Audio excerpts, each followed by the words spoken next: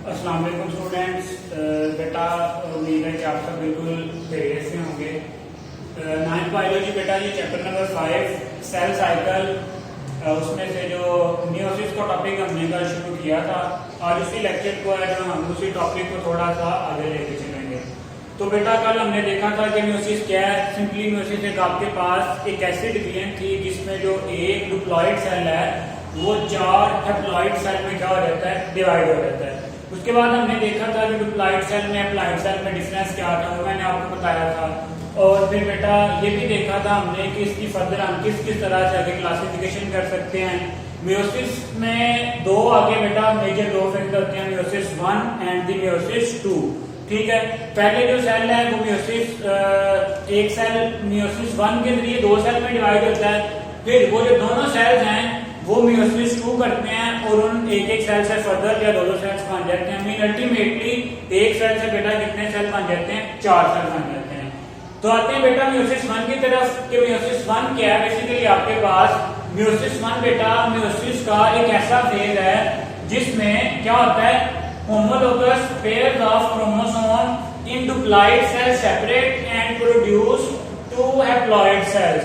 तो बेटा अगर सिंपलेस्ट वे में मैं आपको दिखाना चाहूं कि मियोसिस 1 को हम किस तरह से यहाँ पे एक्सप्लेन कर सकते हैं, तो बेटा ये हमारे पास एक क्रोमोसोम ये वाला, ठीक है। आपने क्रोमोसोम के नंबर को कहां से मेजर करना है या कहां से उसका अंदाजा लगाना है। बेटा किसी भी सेल में जितने सेंट्रोमेयर होंगे उतने ही क्या होंगे, क्रोमोसोम होंगे। क्लियर हो गया।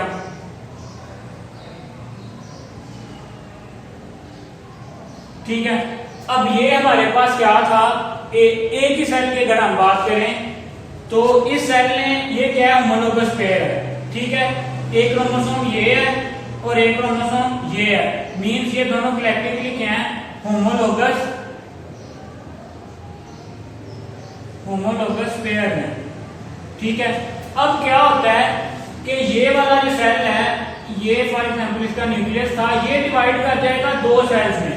ठीक है, अब ये वाला जो आगे फर्दर हम डिटेल में इसको देखेंगे, लेकिन बेटा क्या होगा, ये वाला जो एक क्रोमोसोम है ये एक सेल में चला जाएगा और ये वाला जो दूसरा क्रोमोसोम है ये दूसरे सेल में चला जाएगा। तो हमारे पास 2 सेल्स बेसिकली बन जाएंगे।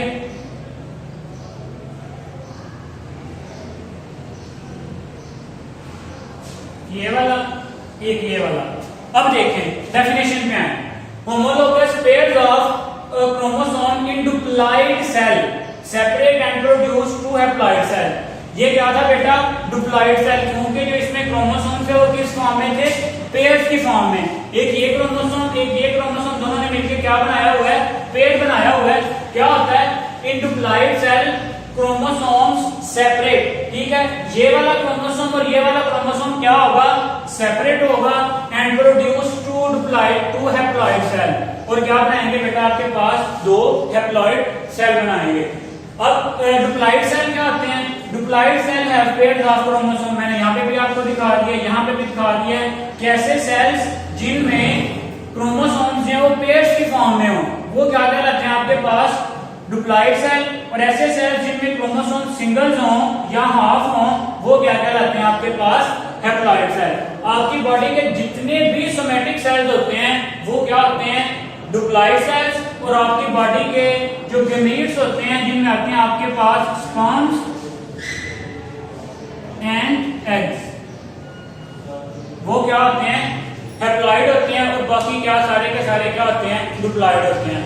तो यहाँ तक क्लियर है। अब आते हैं बेटा इसके जो है, यहाँ पे एक छोटा सा कॉन्सेप्ट और भी समझ लें, वो ये है बेटा, ये मैंने पहले भी आपको बताया कि अगर आपने किसी भी जगह पे क्रोमोसोम के नंबर को जो है वो काउंट करना है तो आप किस तरह करेंगे, प्रेजेंस ऑफ सेंट्रोमेयर। ठीक है, अब ये एक सेल है, ये एक क्रोमोसोम है। ठीक है, क्रोमोसोम कितने हैं, अगर मैं आपसे पूछूं क्या ये एक पेयर है या एक सिंगल क्रोमोसोम है।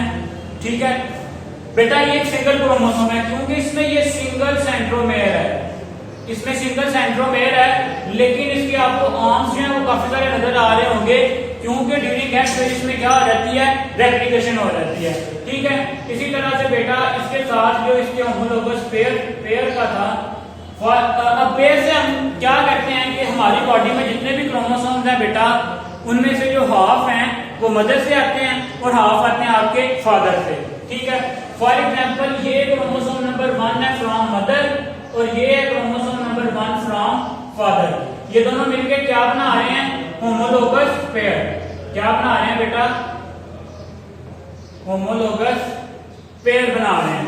ठीक है, अब होमोलोगस पेयर बना रहे हैं। अब यहां पे आपने ये बात समझनी है कि सिस्टर और नॉन सिस्टर क्रोमाटिड में क्या डिफरेंस है। सिस्टर ये वाला बेटा ऐसे क्रोमाटिड्स जो एक ही सेंट्रोमेयर से अटैच हों, ऐसे क्रोमाटिड्स आपके पास क्या कहलाते हैं, सिस्टर क्रोमाटिड।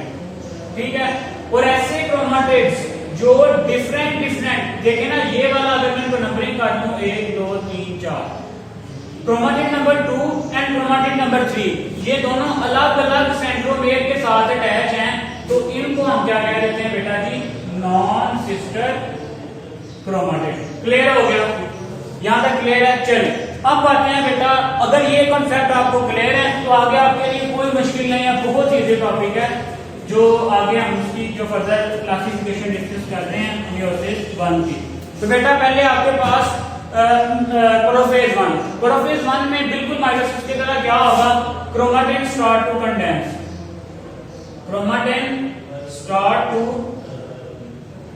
कंडेंस, जब वो कंडेंस होगा तो क्रोमोसोम के फॉर्म में आ जाएगा ऑब्वियसली। अब बेसिकली यहाँ पे होगा क्या, हेडिंग दे के आप इसे लिख सकते हैं कि प्रोसेस होगा यहाँ पे साइनेप्सिस का। उसकी बेटा हमने कल भी बात की थी कि साइनेप्सिस क्या है, और उसकी प्रॉपर डेफिनेशन देखते हैं। Synapsis is a process in which pairs of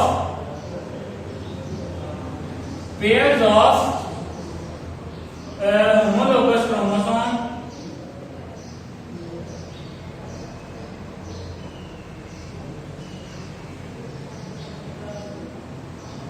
line up।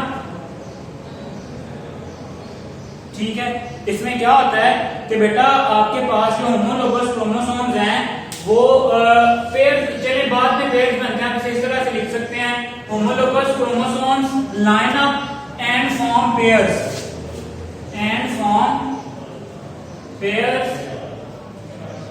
This process is called as synapsis. अब यहां पे डायग्रामेटिकली देखें बेटा क्या होगा,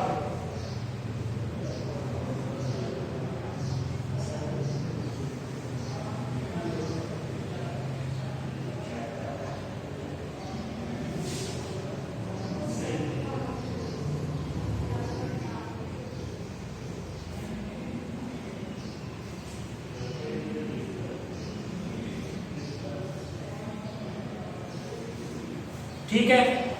अब ये हमारे पास क्रोमोसोम नंबर 1 है। चलिए क्या होता है होमोलोगस क्रोमोसोम, बेटा ये क्या है, होमोलोगस क्रोमोसोम्स हैं, line up and form pair. ये क्या हो गए हैं, लाइन अप हो गए हैं एक दूसरे के साथ और इन्होंने क्या बना दिया बेटा, पेयर बना दिया। तो ये वाला जो प्रोसेस है आपके पास, ये क्या कहलाता है, साइनेप्सिस कहलाता है। क्लियर हो गया, फिर से देखें, इन दिस प्रोसेस ये बेटा होमोलोगस क्रोमोसोम से मुराद ये है कि अगर मदर से आने वाला क्रोमोसोम नंबर 1 है तो फादर से आने वाला भी क्रोमोसोम नंबर 1 ही होगा।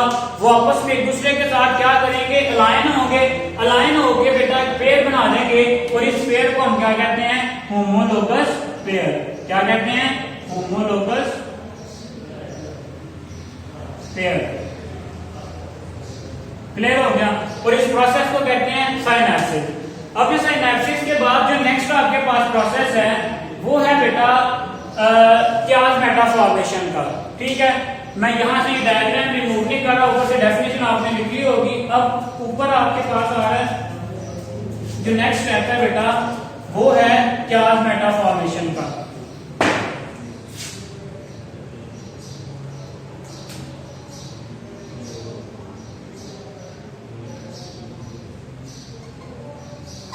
अब कियासमेटा क्या है, नॉन सिस्टर क्रोमाटिड्स, डेफिनेशन देखें फिर आपको समझ आ जाएगी। नॉन सिस्टर क्रोमाटिड्स क्या करते हैं? Attach with each other, attach with each other along the length of chromatid, along the length of chromatid at certain points, at certain points. These points are called as,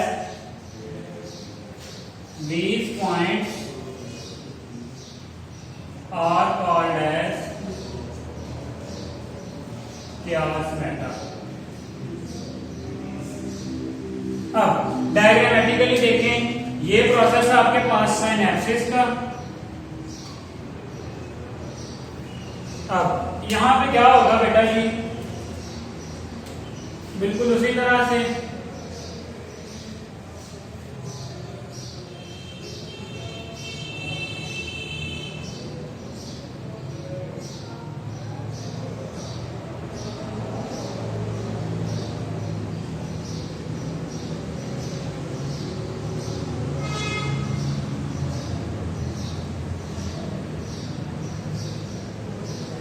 अब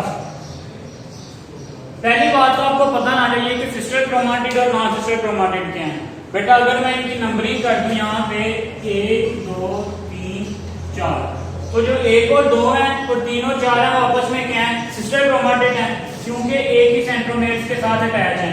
लेकिन अगर मैं कहूं 1 और 3 या 1 और 4, तो वो क्या होंगे? आपस में नॉन सिस्टर क्रोमाटिड होंगे।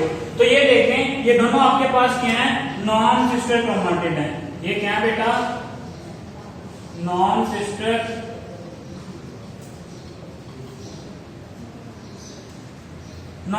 क्रोमाटिड है। अब क्या होता है कि आज बेटा कि ये देखें, कुछ पॉइंट्स ऐसे हैं non sister chromatids attach with each other, non sister chromatids attach with each other along the length of chromatid। बेटा ये क्रोमाटिड है, ठीक है। कुछ ऐसे पॉइंट्स हैं जहां पे ये एक दूसरे के साथ क्या कर रहे हैं? अटैच कर रहे हैं, एक दूसरे के साथ along the length क्या हो रहे हैं? अटैच हो रहे हैं। तो बेटा ये वाले जो 2 पॉइंट्स हैं, ये वाले जो 2 पॉइंट्स जहां पे जो नॉन सिस्टर क्रोमाटिड्स हैं वो एक दूसरे के साथ अटैच कर रहे हैं, तो ये वाले जो पॉइंट्स हैं ये आपके पास क्या कहलाते हैं? chiasmata। क्लियर हो गया? डेफिनेशन यही है कि chiasmata are the specific points at which non sister chromatids attach with each other. Clear हो गया? अब बेटा chiasmata के बाद जो नेक्स्ट आपके पास इसी का एक प्रोसेस का एक हिस्सा है, वो आता है बेटा क्रॉसिंग ओवर। क्या है बेटा जी? क्रॉसिंग ओवर अलग से भी ये जो सारी छोटी छोटी टर्म्स हैं, what is synapsis, what are chiasmata या व्हाट इज क्रॉसिंग ओवर, बेटा ये अलग से भी पेपर में आपसे पूछी जाती हैं। तो आगे आ रहा है कि आपके पास क्रॉसिंग ओवर।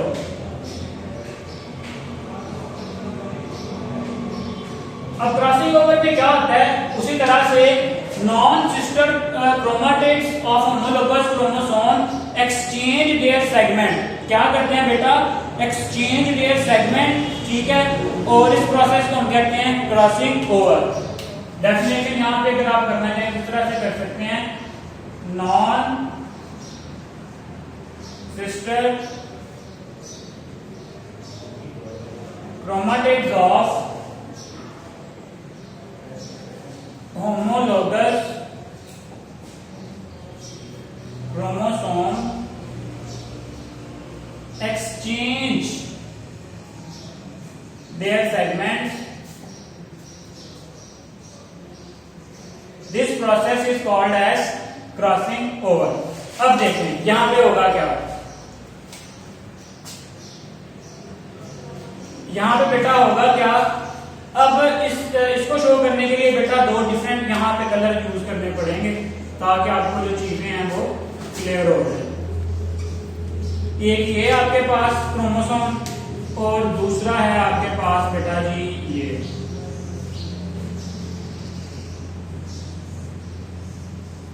ये दोनों क्या हैं? नॉन सिस्टर क्रोमाटिड्स हैं। ये जो ग्रीन में नजर आ रहा है और ब्लैक में नजर आ रहा है आपको, ये दोनों क्या हैं? नॉन सिस्टर क्रोमाटिड्स हैं। होगा क्या बेटा, इनका ये वाला जो कुछ पोर्शन है, ये जो नॉन सिस्टर क्रोमाटिड्स आपस में एक्सचेंज कर लेंगे। मींस ये वाला जो पार्ट है और ये वाला जो पार्ट है, इसमें से कुछ ना कुछ चेंजेस आ जाएंगे आपके पास। वो चेंजेस किस तरह से आएंगी वो यहां पे मैं आपको दिखाता हूं।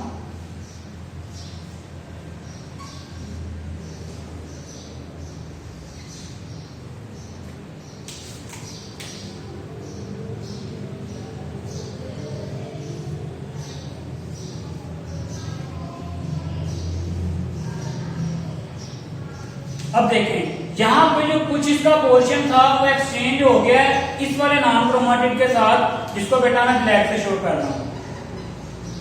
ठीक है, ये वाला जो कुछ पोर्शन है ये एक्सचेंज हो गया ब्लैक के साथ। बिल्कुल इसी तरह यहाँ पे भी कुछ पोर्शन एक्सचेंज हो गया ब्लैक के साथ। और इसके अपोजिट बेटा अगर हम देखें तो यहाँ पे इसका जो कुछ पोर्शन है वो अपने नॉन सिस्टर क्रोमाटिड के साथ एक्सचेंज हो गया, और इसी तरह यहाँ पे भी इसके नॉन सिस्टर क्रोमाटिड के साथ एक्सचेंज हो गया।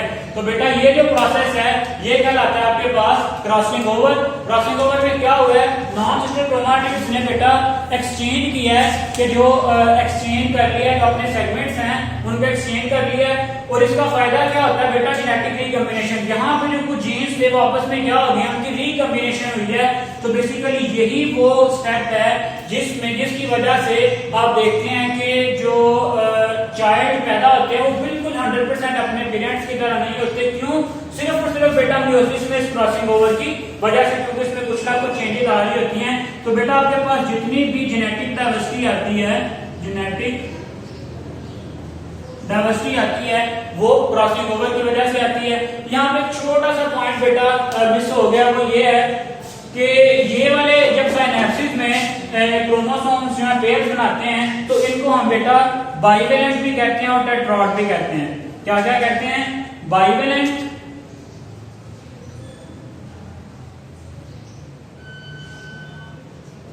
बाइवेलेंट भी कह देते हैं और टेट्राड भी कहते हैं।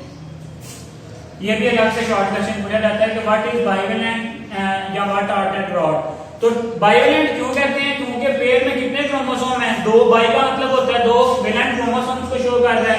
बाइवेलेंट मतलब दो क्रोमोसोम। टेट्राड, टेट्राड से मतलब बेटा, टेट्रा का मतलब होता है 4। टेट्राड से मुराद है यहाँ पे क्रोमाटिड। क्रोमाटिड नंबर 1 2 3 4, मतलब ये जो एक पेयर है ये 4 क्रोमाटिड्स से मुश्तमिल है। इस वजह से बेटा हम इसे क्या कह देते हैं? टेट्राड कह देते हैं। ठीक है, यहां तक जो है वो जो है प्रोफेज। इसमें अगर बेटा को कंफ्यूजन है तो वो आप कमेंट्स में जाके पूछ सकते हैं। अब बेसिकली जो कुछ चेंजेस हैं जो अल्टीमेटली मियोसिस में भी हुई थी और माइटोसिस में भी हुई थी और यहाँ पे भी होंगी प्रोफेज में, वो चेंजेस क्या होंगी फर्दर आगे आपके पास बेटा क्रोमाटिड है वो कंडेंस होकर मजीद क्रोमोसोम्स बना देगा। ठीक है, न्यूक्लियर इन्वेलप, न्यूक्लियर इन्वेलप है बेटा जो आपके पास, और न्यूक्लियोलस है वो क्या हो जाएंगे? डिसअपीयर हो जाएंगे। डिसअपीयर होने के बाद बेटा सेंट्रीयूज की क्या होगी? डुप्लीकेशन। जब सेंट्रीयूज की डुप्लीकेशन हो जाएगी तो सेंट्रीयूज क्या कर जाएंगे? Migrate to opposite pole, migrate to opposite poles. इसके बाद क्या होगा कि इन्हीं सेंट्रीयूज से क्या निकलेंगे? स्पिंडल फाइबर्स, स्पिंडल फाइबर्स निकलेंगे। ठीक है, और कुछ स्पिंडल फाइबर्स होंगे काइनेटोकोर, जो काइनेटोकोर प्रोटीन के साथ जाके अटैच होंगे, और कुछ होंगे बेटा नॉन काइनेटोकोर, जो काइनेटोकोर प्रोटीन से अटैच नहीं होंगे। क्लियर है? अब अल्टीमेटली सिर्फ लास्ट डायग्राम जिसके लिए हम जो प्रोफेज को एक्सप्लेन कर सकते हैं बेटा वो यही है, वो मैं आपको दिखाता हूं कि यहाँ पे आपके पास सिर्फ हम 2 पेज की बात करेंगे।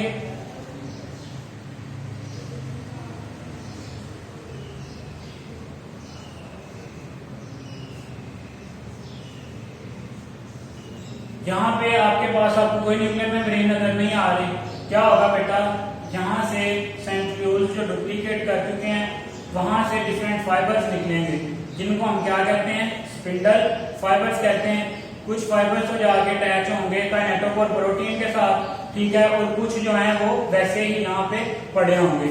सो रफली का डायग्राम आप देखें तो ये किसकी डायग्राम है, प्रोफेज की, जिसमें क्या हुआ है, न्यूक्लियर एनवेलप उसकी डिस्टिंक्ट इंटीग्रेट हो गई है, जो उसके सेंट्रियोल्स थे वो रेप्लिकेट हो गए हैं। स्पिंडल फाइबर्स जो हैं उनमें से जो काइनेटोकोर फाइबर्स हैं वो काइनेटोकोर प्रोटीन के साथ जाके अटैच हो गए हैं।